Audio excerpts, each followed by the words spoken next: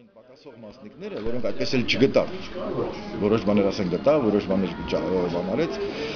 տարբեր գրադարաններում, բայց ամենանդեպս էլի կարծեմ 7 տարի են պակասում, բայց քանի որ արդեն կար ալգորիթմը, կար սիստեմը, հասկացողությունը, թե ինչքան պիտի լինեն եւ ինչպես պիտի լինեն, եւ նա չի ասում, թե ես հնարեցի,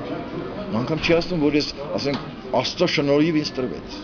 Աստված տրվեց, ասենք, նա հուշում է, որ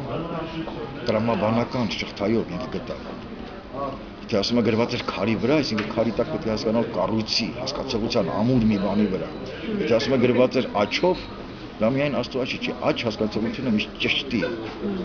ալգորիթմի ճշտի հասկացություն, այսինքն հուշումը հասկացողի համար, ինչպես ասում են ասողին լսողա պետք, այնպես էլ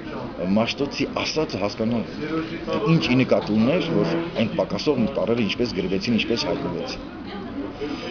որպեսզի ավելի պարզաբանեմ միտքս, բերեմ կենցաղային մի օրինակ, ասենք առել եք կահույքի ինչ-որ մի կոմպլեկտ, չէ գնել եք խանութ, բայց պարզվում է, որ մի քանի դետալ պակաս է, դուք տեսնում եք, թե ինչ փայտից, ինչ գույնի, ինչ սիստեմի կառույց է, չէ, դուք կարող եք պատվիրել կամ ինքներդ ծարգել այդ պակասող մասերը,